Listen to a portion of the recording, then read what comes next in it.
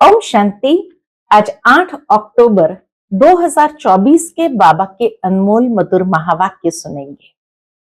आज की मुरली में बाबा हम बच्चों का ध्यान खिंचवा रहे हैं कि बच्चे, तुम्हें अपने टाइम, मनी और एनर्जी को वेस्ट नहीं करना है। दुनिया के अंदर कई लोग टाइम, मनी, एनर्जी वेस्ट करते हैं। साथ ही साथ बाबा कहे, तुम्हें बाप को याद करते हुए अपनी बुद्धि को रिफाइन बनाना है। जितनी बुद्धि स्वच्छ होती जाएंगी, आत्मा भी स्वच्छ बनती जाएंगी। साथ ही साथ बाबा कहे, बच्चे, तुम्हें कभी भी बाप जो भी बातें सुनाते हैं उसका अहंकार नहीं आना चाहिए, परंतु विचार सागर मंथन कर उसकी गहराई में जाना है।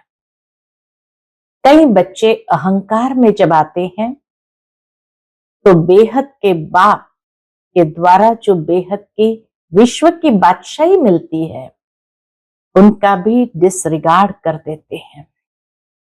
इसलिए बाबा कहे, तुम्हें स्वयं को अहंकार से दूर रखना है। सुनते हैं आज के बाबा के अनमोल मधुर महावाक्य। ओम शांति।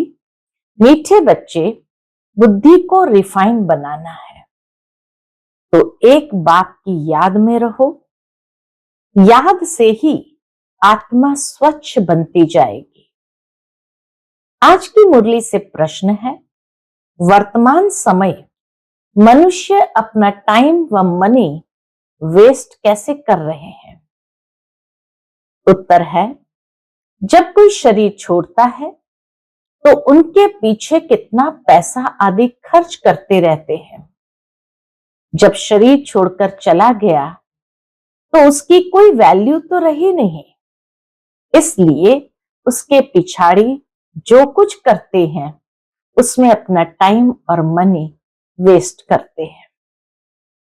जैसे दुनिया में कहा जाता है कि जब वो व्यक्ति जिंदा होता है तो उस समय तो उसको तड़पाते हैं पाई पाई के लिए भी, और मरने के बाद एक प्रकार का दिखावा करते हुए लोगों के सामने खूब पैसा बहाते भी है कि हम अपने बुजुर्गों का बहुत सम्मान करते थे। भावार्थ यही, बाबा कहे, जब चले गए उसके बाद करने से तो वेस्ट ही माना जाता है। जिंदा जब है तभी करके दिखाए। ओम शांति। रूहानी बाप बैठ रूहानी बच्चों को समझाते हैं।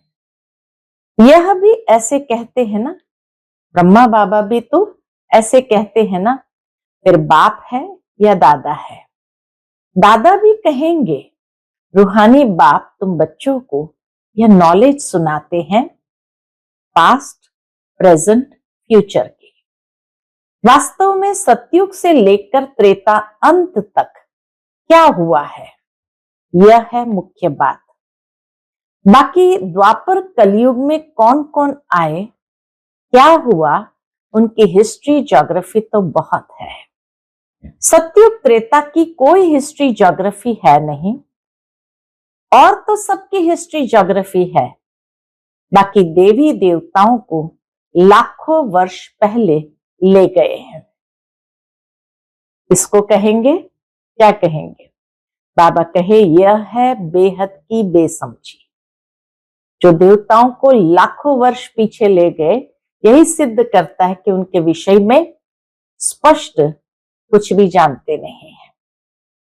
तुम भी बेहद के बेसमझी में थे, अभी थोड़ा थोड़ा समझ रहे हो। कोई तो अभी भी कुछ समझते नहीं है। बाबा कहे, बच्चों में भी कोई कोई तो है जो अभी भी कुछ समझते नहीं है। बहुत कुछ समझने का है, ज्ञान बहुत गहरा है, अनंत है। तभी तो बाबा कहे, बहुत कुछ समझने का है। बाप ने आबू की महिमा पर समझाया है, इस पर ख्याल करना चाहिए तुम्हारी बुद्धि में आना चाहिए, तुम यहां बैठे हो, तुम्हारा यादगार दिलवाड़ा मंदिर कब बना है, कितने वर्ष बाद बना है? कहते हैं 1250 वर्ष हुए हैं, तो बाकी कितने वर्ष रहे? 3750 वर्ष रहे। तो उन्होंने भी अभी का यादगार और वैकुंठ का यादगार द्वापर में ही बनाया होगा। मंदिरों की भी कंपटीशन होती है ना, एक दो से अच्छा बनाएंगे। अभी तो पैसा ही कहां है जो बनावे, पैसा तो बहुत था। द्वापर युग में एक सोमनाथ को ही अगर 17 बार लूटा गया हो तो कितना किचार धन था। तो सोमनाथ का मंदिर कितना बड़ा बनाया है, अभी तो बना न सके। बल आगरे आदि में बनाते रहते हैं, परंतु वह सब है फालतू। मनुष्य तो अंधियारे में है ना, जब तक बनावे तब तक विनाश भी आ जाएगा। यह बातें कोई भी नहीं जानते हैं, तोड़ते और बनाते रहते हैं। मंदिरों आदि को भी तोड़ते और बनाते रहते हैं। पैसे मुफ्त में आते रहते हैं, सब वेस्ट होता रहता है। Waste of time, waste of money, waste of energy. कोई मरता है तो कितना टाइम गंवाते हैं, हम कुछ भी नहीं करते। आत्मा तो चली गई, बाकी खाल क्या काम की? सर्प खाल छोड़ देता है, उनकी कोई वैल्यू है क्या? उस खाल की बाबा कहे कोई वैल्यू है क्या? कुछ भी नहीं। भक्ति मार्ग में खाल की वैल्यू है। जड़ चित्रों की कितनी पूजा करते हैं, परंतु यह कब आए, कैसे आए, कुछ भी पता नहीं है। इनको कहा जाता है भूत पूजा। 5 तत्वों की पूजा करते हैं। समझो ये लक्ष्मी नारायण स्वर्ग में राज्य करते थे। उदाहरण देते बाबा, कहते हैं समझो ये लक्ष्मी नारायण स्वर्ग में राज्य करते थे। अच्छा, 150 वर्ष आयु पूरी हुई, शरीर छोड़ दिया, बस शरीर तो कोई काम का न रहा, उनकी वहां क्या वैल्यू होगी? आत्मा चली गई, शरीर चंडाल के हाथ दे दिया, वह रस्म रिवाज अनुसार जला देंगे। वहां लोग जाते नहीं हैं या उसका शोक नहीं मनाते हैं सतयुग के अंदर, क्योंकि पूरी आयुष्य भोग करके गया तो मृत्यु भी महोत्सव की रीति से था। तो बाबा कहे फिर चंडाल को दे देते, वह रस्म रिवाज अनुसार जला देंगे। ऐसे नहीं उनकी मिट्टी लेकर उड़ाएंगे नाम करने के लिए। उस समय में नेहरू की मिट्टी को जैसे खेतों में डाला गया था, आकाश से प्लेन से उसको सारे गिराया था खेतों के अंदर। तो बाबा कहे ऐसे नहीं उनकी मिट्टी लेकर उड़ाएंगे नाम करने के लिए, कुछ भी नहीं। यहां तो कितना करते हैं, ब्राह्मण खिलाते हैं, यह करते हैं, वहां ये कुछ होता नहीं। खाल तो कोई काम की नहीं रही, खाल को जला देते हैं, बाकी चित्र रहते हैं, सो भी एक्यूरेट चित्र मिल न सके। इस समय तो एक्यूरेट चित्र भी मिल न सके। ये आदि देव की पत्थर की मूर्ति एक्यूरेट थोड़ी है। दिलवाड़ा मंदिर में आदि देव की काले पत्थर की मूर्ति है, तो बाबा कहे ये आदि देव की पत्थर की मूर्ति एक्यूरेट थोड़ी है। पूजा जब शुरू की है तब के पत्थर की है, असल जो था वो तो जलकर खत्म हो गया ना। फिर भक्ति मार्ग में यह निकला है। इन बातों पर भी सोच तो चलता है ना। आबू की महिमा को अच्छी रीति सिद्ध करना है। तुम भी यहां बैठे हो, यहां ही बाप सारे विश्व को नरक से स्वर्ग बना रहे हैं, तो यही सबसे ऊंच ते ऊंच तीर्थ ठहरा। अभी इतनी भावना नहीं है, सिर्फ एक शिव में भावना है। कहां भी जाओ शिव का मंदिर जरूर होगा, भारत भर में शिव का मंदिर जरूर होगा। अमरनाथ में भी शिव का ही है। कहते हैं शंकर ने पार्वती को कथा सुनाई, वहां तो कथा की बात ही नहीं। मनुष्य को कुछ भी समझ नहीं है, अभी तुमको समझ आई है, आगे पता था क्या? अभी बाबा आबू की कितनी महिमा करते हैं। सर्व तीर्थों में ये महान तीर्थ है। बाबा समझाते तो बहुत है, परंतु जबकि अनन्य बच्चों की बुद्धि में बैठे, अभी तो देह अभिमान बहुत है। ज्ञान तो बहुत ढेर चाहिए, रिफाइननेस बहुत आनी चाहिए, एकदम शुद्धता आनी चाहिए। अभी तो योग बड़ा मुश्किल कोई का लगता है। योग के साथ फिर ज्ञान भी चाहिए, योग के साथ फिर नॉलेज भी चाहिए। इसलिए गीता में भी कहा हुआ है, बिना ज्ञान के ध्यान कहाँ। ध्यान लगाने के लिए पहले ज्ञान चाहिए। इसलिए बाबा कहते हैं रोज मुरली जरूर सुननी है। योग के साथ फिर नॉलेज भी चाहिए। ऐसे नहीं सिर्फ योग में रहना है, योग में नॉलेज जरूर चाहिए। दिल्ली में ज्ञान विज्ञान भवन नाम रखा है, परंतु इनका अर्थ क्या है ये समझते थोड़ी है। ज्ञान विज्ञान तो सेकंड का है, शांति धाम सुख धाम, परंतु मनुष्य में जरा भी बुद्धि नहीं, अर्थ थोड़ी समझते हैं। चिन्मयानंद आदि कितने बड़े बड़े सन्यासी आदि है, गीता सुनाते हैं, कितने उन्हों के ढेर फॉलोअर्स हैं। सबसे बड़ा जगत का गुरु तो एक ही बाप है। बाप और टीचर से बड़ा गुरु होता है। स्त्री कभी दूसरा पति नहीं करेगी तो गुरु भी दूसरा नहीं करना चाहिए। एक गुरु किया, उनको ही सदगति करनी है, फिर और गुरु क्यों? सतगुरु तो एक ही बेहद का बाप है, सबकी सदगति करने वाला है। परंतु इन बातों को बहुत है जो बिल्कुल समझते नहीं। बाप ने समझाया है ये राजधानी स्थापन हो रही है, तो नंबरवार होंगे ना। कोई तो रिंचक भी समझ नहीं सकते, ड्रामा में पार्ट ऐसा है। टीचर तो समझ सकते हैं, जिस शरीर द्वारा समझाते हैं उनको भी तो मालूम पड़ता होगा। ये तो गुड़ जाने गुड़ की गोथरी जाने। गुड़ शिव बाबा को कहा जाता है, वह सबकी अवस्था को जानते हैं, हर एक की पढ़ाई से समझ सकते हैं कौन कैसे पढ़ते हैं, कितनी सर्विस करते हैं, कितना बाबा की सर्विस में जीवन सफल करते हैं। ऐसे नहीं इस ब्रह्मा ने घर बार छोड़ा है, इसलिए लक्ष्मी नारायण बनते हैं, मेहनत करते हैं ना। ब्रह्मा बाबा ने भी कितनी मेहनत की है। यह नॉलेज बहुत ऊंची है। कोई अगर बाप की अवज्ञा करते हैं तो एकदम पत्थर बन पड़ते हैं।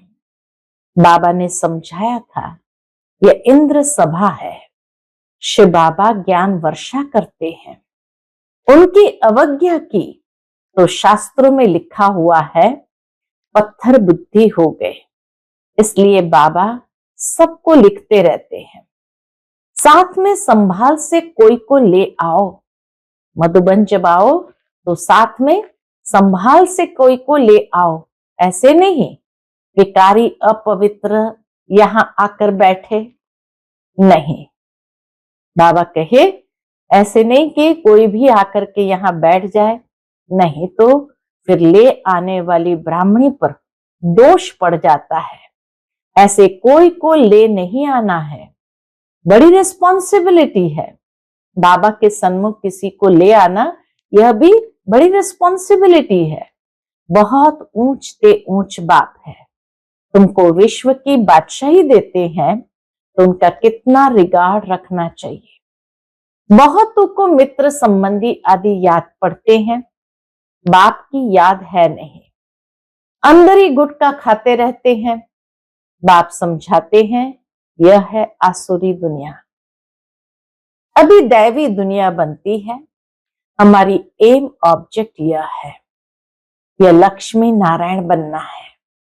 जो भी चित्र है सबकी बायोग्राफी को तुम जानते हो।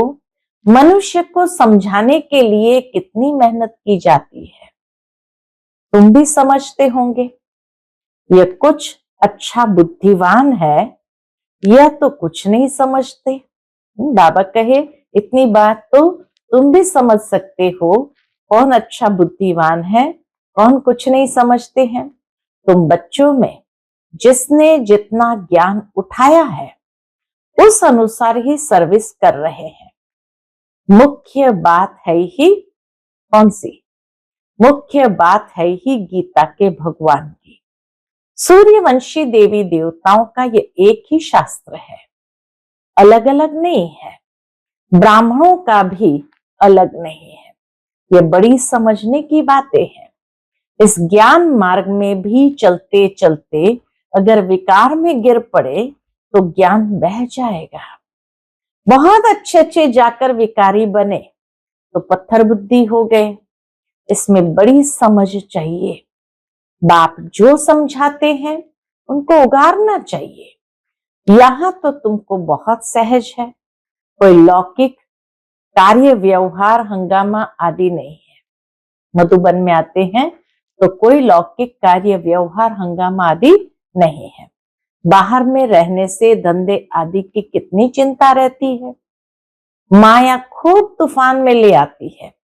यहाँ तो एकांत लगी पड़ी है। बाप तो फिर भी बच्चों को पुरुषार्थ कराते रहते हैं। यह बाबा भी पुरुषार्थी है, ब्रह्मा बाबा भी पुरुषार्थी है। पुरुषार्थ कराने वाला तो बाप है। इसमें विचार सागर मंथन करना पड़ता है। यहाँ तो बाप बच्चों के साथ बैठे हैं। जो पूरी अंगुली देते हैं उनको ही सर्विसेबल कहेंगे। बाकी गुटखा खाने वाले तो नुकसान करते हैं और ही डिससर्विस करते हैं, विघ्न डालते हैं। बाबा कहे ज्ञान को यथार्थ रीति हजम नहीं किया तो नेचुरल है गुटखा खाते रहेंगे। यह तो जानते हो महाराजा महारानी बनेंगे तो उन्हों के दास दासियां भी चाहिए, वह भी यहाँ के ही आएंगे। सारा मदार पढ़ाई पर है। इस शरीर को भी खुशी से छोड़ना है, दुख की बात नहीं। पुरुषार्थ के लिए टाइम तो मिला हुआ है। ज्ञान सेकंड का है। बुद्धि में है शिव बाबा से वर्षा मिलता है। थोड़ा भी ज्ञान सुना, शिव बाबा को याद किया तो भी आ सकते हैं, नई दुनिया में आ सकते हैं। प्रजा तो बहुत बनने की है। हमारी राजधानी सूर्यवंशी चंद्रवंशी यहां स्थापन हो रही है।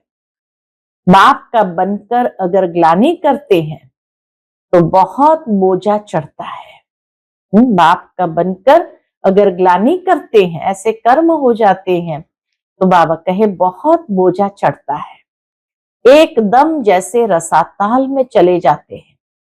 बाबा ने समझाया है जो अपनी पूजा बैठ कराते हैं वह पूज्य कैसे कहला सकते हैं।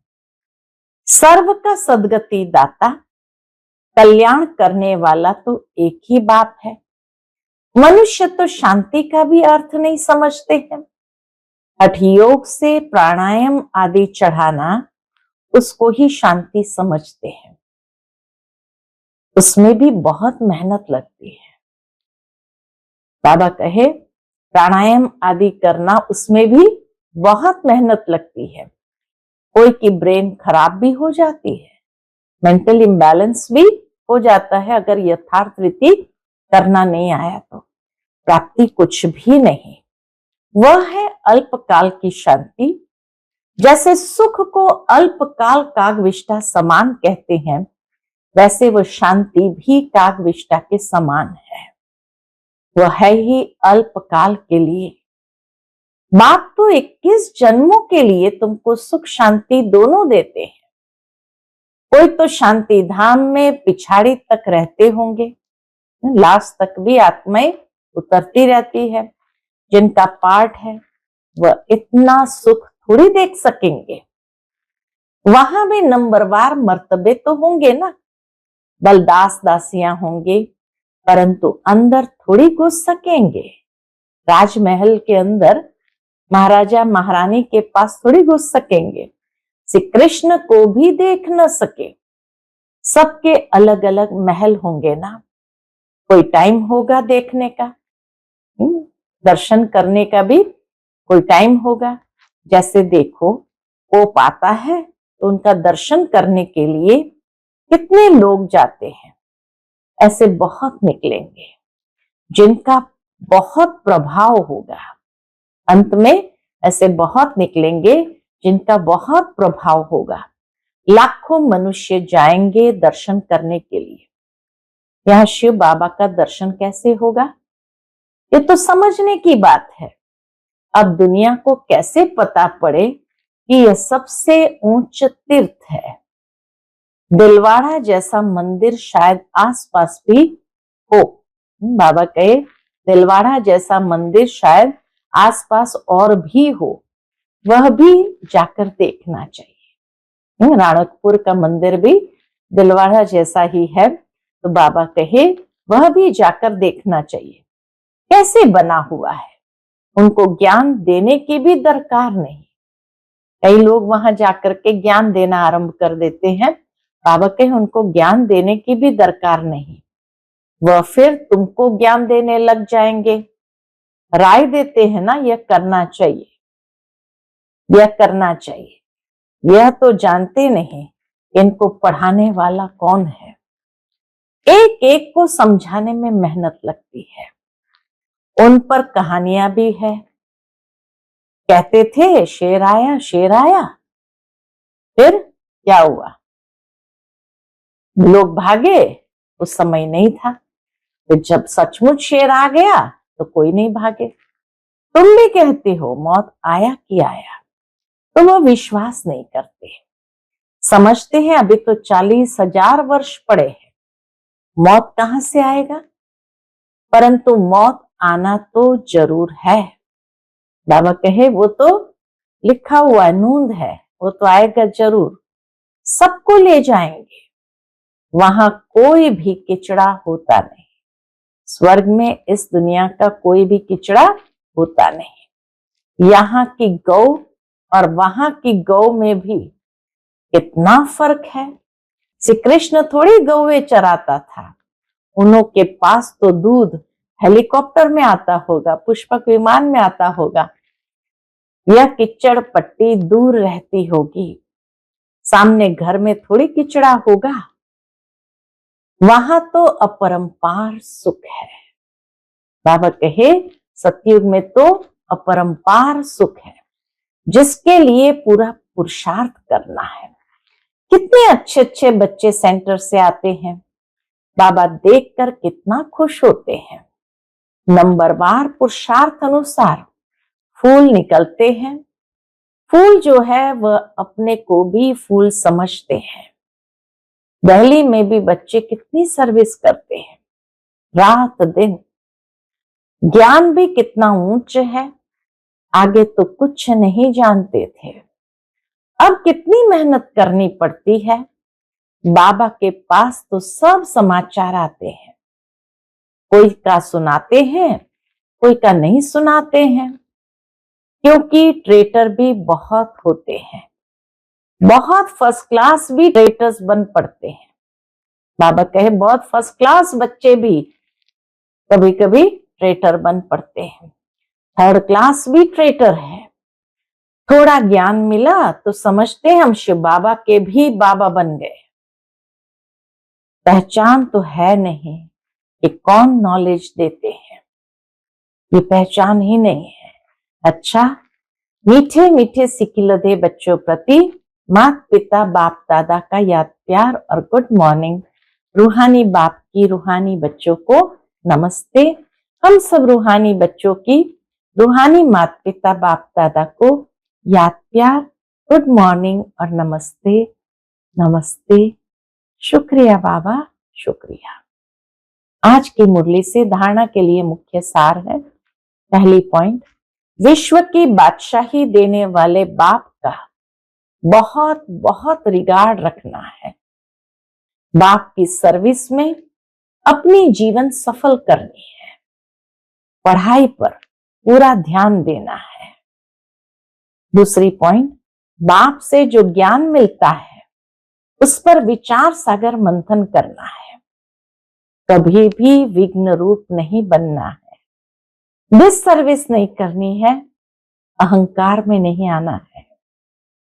आज का बाप दादा का मधुर वरदान हम बच्चों के प्रति है, चारों ही सब्जेक्ट में बाप के दिल पसंद मार्क्स लेने वाले दिल तख्त नशीन भव। चारों ही सब्जेक्ट में बाप के दिल पसंद मार्क्स लेने वाले दिल तख्त नशीन भव। जो बच्चे चारों ही सब्जेक्ट में अच्छे मार्क्स लेते हैं, आदि से अंत तक अच्छे नंबर से पास होते हैं, उन्हें ही पास विथ ऑनर कहा जाता है। बीच बीच में मार्क्स कम हुई फिर मेकअप किया, ऐसे नहीं, लेकिन सभी सब्जेक्ट में बाप के दिल पसंद ही दिल तख्त नशीन बनते हैं। साथ साथ ब्राह्मण संसार में सर्व के प्यारे, सर्व के सहयोगी, सर्व का सम्मान प्राप्त करने वाले दिल तख्त नशीन सुराज्य तख्त नशीन बनते हैं। आज का स्लोगन है, दिल रुबा वह है जिसके दिल में सदा यही अनहद गीत बजता रहे कि मैं बाप की, बाप मेरा। दिल रुबा वह है जिसके दिल में सदा यही अनहद गीत बजता रहे, मैं बाप की, बाप मेरा। अच्छा, ओम